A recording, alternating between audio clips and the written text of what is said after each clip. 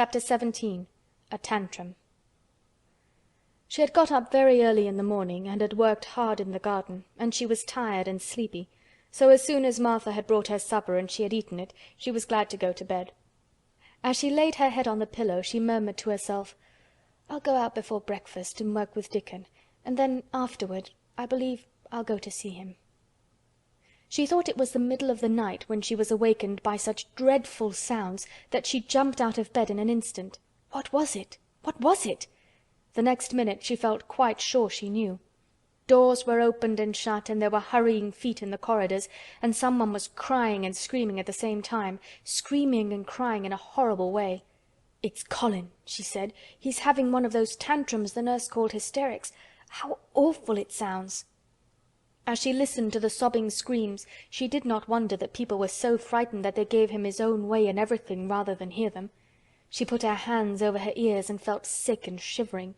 "I don't know what to do. I don't know what to do," she kept saying. "I can't bear it." Once she wondered if he would stop if she dared go to him, and then she remembered how he had driven her out of the room, and thought that perhaps the sight of her might make him worse. Even when she pressed her hands more tightly over her ears, she could not keep the awful sounds out.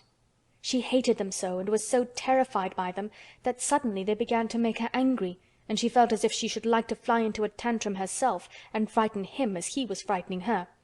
She was not used to anyone's tempers but her own. She took her hands from her ears and sprang up and stamped her foot. "He ought to be stopped! Somebody ought to make him stop! Somebody ought to beat him!" she cried out. Just then she heard feet almost running down the corridor, and her door opened and the nurse came in. She was not laughing now by any means. She even looked rather pale. "He's worked himself into hysterics," she said in a great hurry. "He'll do himself harm. No one can do anything with him. You come and try like a good child. He likes you." "He turned me out of the room this morning," said Mary, stamping her foot with excitement. The stamp rather pleased the nurse.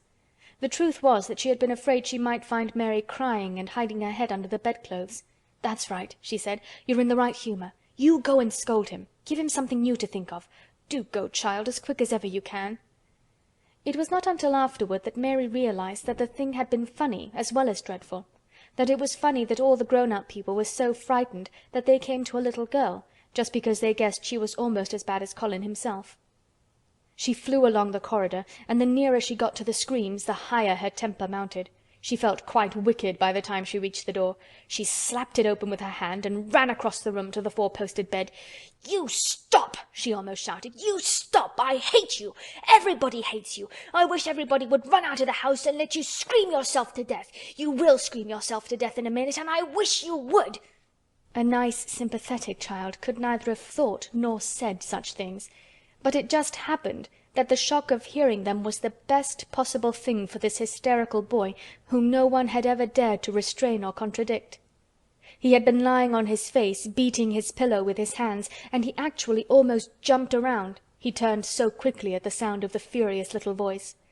His face looked dreadful, white and red and swollen, and he was gasping and choking, but savage little Mary did not care an atom. "If you scream another scream," she said, "I'll scream too, and I can scream louder than you can, and I'll frighten you! I'll frighten you!" He actually had stopped screaming because she had startled him so. The scream which had been coming almost choked him. The tears were streaming down his face and he shook all over. "I can't stop," he gasped and stopped. I can't." "You can!" shouted Mary. "Half that ails you is hysterics and temper. Just hysterics, hysterics, hysterics!" And she stamped each time she said it. "I felt the lump. I felt it," choked out Colin. "I knew I should. I shall have a hunch on my back, and then I shall die." And he began to writhe again and turned on his face and sobbed and wailed, but he didn't scream. "You didn't feel a lump," contradicted Mary fiercely. "If you did, it was only a hysterical lump. Hysterics makes lumps. There's nothing the matter with your horrid back, nothing but hysterics. Turn over and let me look at it." She liked the word hysterics, and felt somehow as if it had an effect on him. He was probably like herself, and had never heard it before. "Nurse," she commanded, "come here and show me his back this minute." The nurse, Mrs. Medlock, and Martha had been standing huddled together near the door, staring at her, their mouths half open. All three had gasped with fright more than once. The nurse came forward as if she were half afraid. Colin was heaving great, breathless sobs. "Perhaps he won't let me," she hesitated in a low voice. Colin heard her, however, and he gasped out between two sobs, "Show her! She'll see then." It was a poor, thin back to look at when it was bared. Every rib could be counted, and every joint of the spine, though Mistress Mary did not count them as she bent over and examined them with a solemn, savage little face. She looked so sour and old-fashioned that the nurse turned her head aside to hide the twitching of her mouth. There was just a minute's silence, for even Colin tried to hold his breath, while Mary looked up and down his spine, and down and up, as intently as if she had been the great doctor from London. "There's not a single lump there," she said at last. "There's not a lump as big as a pin, except backbone lumps, and you can only feel them because you're thin. I've got backbone lumps myself, and they used to stick out as much as yours do, until I began to get fatter, and I'm not fat enough yet to hide them. There's not a lump as big as a pin. If you ever say there is again, I shall laugh." No one but Colin himself knew what effect those crossly spoken childish words had on him. If he had ever had anyone to talk to about his secret terrors, if he had ever dared to let himself ask questions, if he had had childish companions and had not lain on his back in the huge closed house, breathing an atmosphere heavy with the fears of people who were most of them ignorant and tired of him, he would have found out that most of his fright and illness was created by himself.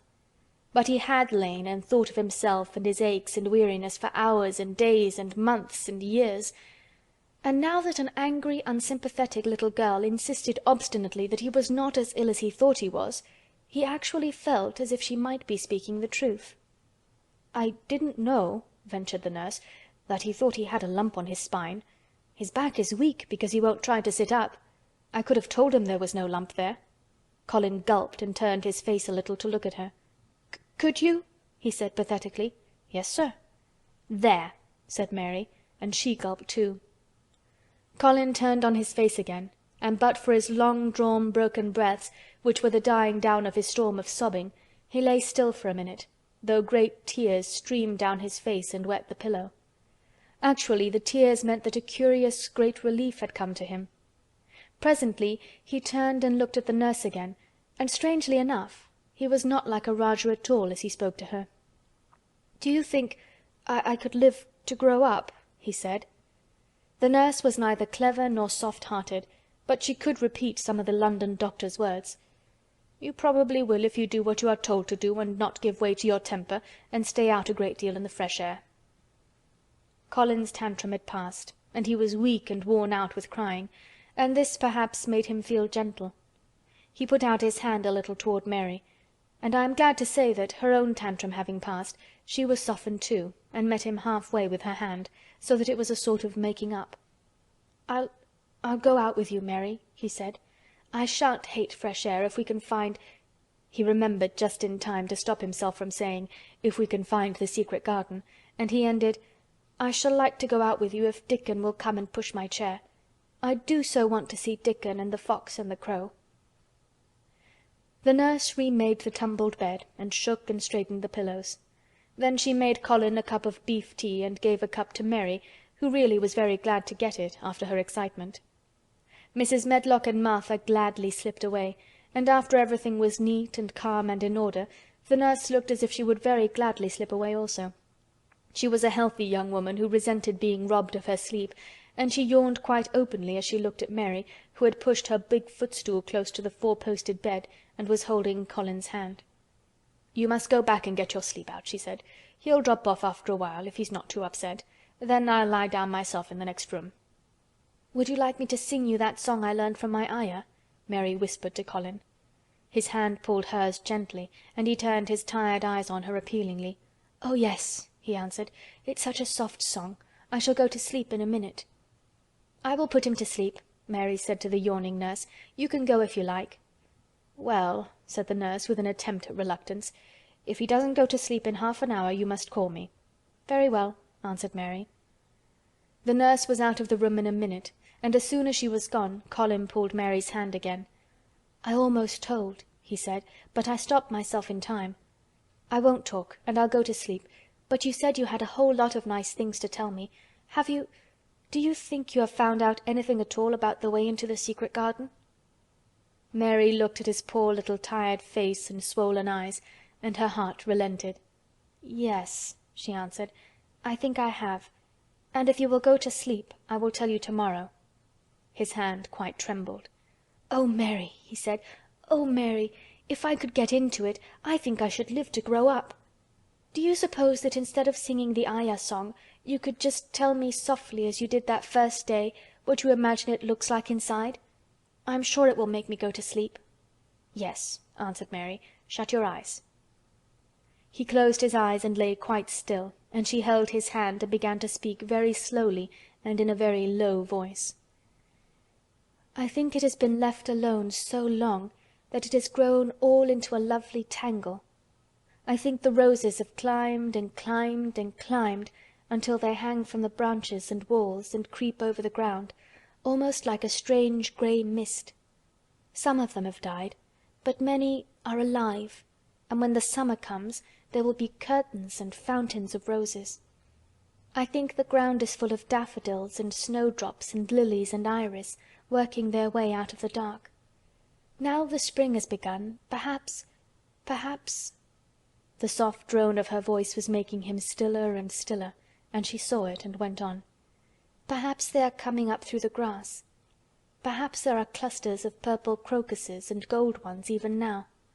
Perhaps the leaves are beginning to break out and uncurl, and perhaps the grey is changing and a green gauze veil is creeping and creeping over everything, and the birds are coming to look at it because it is so safe and still. And perhaps, very softly and slowly indeed, the robin has found a mate and is building a nest." And Colin was asleep. End of chapter 17.